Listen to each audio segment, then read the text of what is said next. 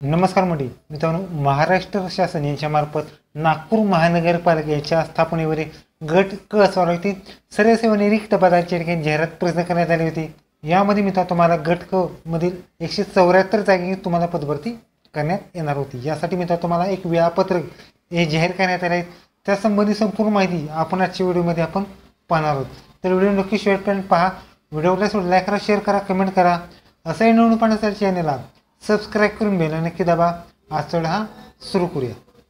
Okay, तुम्ही महाराष्ट्र शासनाच्या मार्फत नागपूर महानगरपालिकेच्या स्थापने यामध्ये ऑनलाईन परीक्षेचे वेळापत्रक व प्रवेशासाठी काही सूचना आहेत। यामध्ये नागपूर महानगरपालिका स्थापने गट क स्वराज्यातील सर्व सेवा रिक्त पदांची जाहिरात प्रसिद्ध करण्यात आली होती। त्यामध्ये मित्रांनो तुम्हाला वर्तमानपत्रामध्ये या ठिकाणी 22/8/2025 रोजी सुद्धा जाहिरात प्रसिद्ध करण्यात आली होती। त्याचे शिफ्ट वाईज टाइम टेबल सुद्धा देण्यात आलेले आहे। त्यामध्ये मित्रांनो पहिली पोस्ट आहे कनिष्ठ लिपिक 7/10/2025 सकाळी 9 ते 11 पहिली शिफ्ट असणार आहे।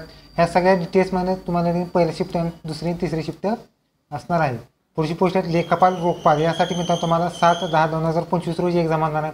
सकाळी 9 ते 11 पर्यंत असणार आहे। शिफ्ट 1 मध्ये असणार तुमची एक्झाम आहे। त्याचबरोबर डेटा मॅनेजरसाठी 7/10/2025 रोजीच एक्झाम आहे। सकाळी 9 ते 11 शिफ्ट 1 असणार आहे। कनिष्ठ लिपिकसाठी 7/10/2025 दुपारी 1 ते 3 शिफ्ट सेकंडमध्ये तुमची एक्झाम असणार आहे। त्याचबरोबर ग्रंथपाल सहाय्यकसाठी 7/10/2025 दुपारी 1 ते 3 शिफ्ट सेकंड असणार आहे।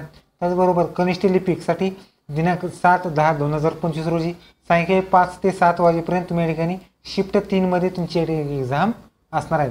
त्याचबरोबर सिस्टीम ॲनालिटिकलसाठी 7/10/2025 रोजी सायंकाळी 5 ते 7 यावेळी शिफ्ट तिसरी तुमची असणार आहे। त्याचबरोबर पुढचा आहे तो विधी सहाय्यकसाठी 7/10/2025 रोजी सायंकाळी 5 ते 7 वेळेस शिफ्ट 3 मध्ये तुमची एक्झाम होणार आहे। पुढची पोस्ट आहे कर संग्राहक। यासाठी 8/10/2025 रोजी सकाळी 9 ते 11 पेपर असणार शिफ्ट 1 मध्ये। प्रोग्रामरसाठी सुद्धा 8/10/2025 रोजी सकाळी 9 ते 11 पेपर असणार शिफ्ट 1 मध्ये। स्टेनोग्राफरसाठी 8/10/2025 रोजी सकाळी 9 ते 11 असणार शिफ्ट 1 मध्ये। कर संग्राहकासाठी 8/10/2025 रोजी दुपारी 1 ते 3 सेकंड शिफ्ट असणार आहे। त्याचबरोबर हार्डवेअर इंजिनिअरसाठी 8/10/2025 रोजी दुपारी 1 ते 3 शिफ्ट 2 मध्ये तुमची एक्झाम असणार आहे। त्याचबरोबर शेवटची पोस्ट आहे कर संग्राहकासाठी 8/10/2025 रोजी सायंकाळी 5 ते 7 वेळेस तुमची एक्झाम असणार आहे शिफ्ट 3 मध्ये तुमची एक्झाम असणार आहे। ह्या सगळ्या डिटेल्स तुम्हाला हॉल तिकीट सगळी www.nmcnagpur.go.in ह्या वेबसाईटवर तुम्हाला हॉल तिकीट्स मिळणार आहे। ओके, तर मित्रांनो परीक्षेचे स्वरूप आपण पाहणार आहोत। यामध्ये मित्रांनो तुम्हाला बहुपर्यायी प्रश्न असणार आहेत। यामध्ये तुमची कॉम्प्युटर बेस्ड एक्झाम असणार आहे, जे की शिफ्ट 1, 2, 3 मध्ये तुमची ज्या तारखेला असेल तुमची एक्झाम असणार आहे। त्यामध्ये कनिष्ठ लिपिक अतांत्रिक पदासाठी 100 प्रश्न 200 गुण असणार आहेत। त्याचबरोबर त्यामध्ये मित्रांनो तुम्हाला मराठी, इंग्रजी, भौतिक चाचणी सामान्य असणार आहेत। 12वी आणि 10वी डिग्रीच्या बेसवर तुमची एक्झाम असणार आहेत।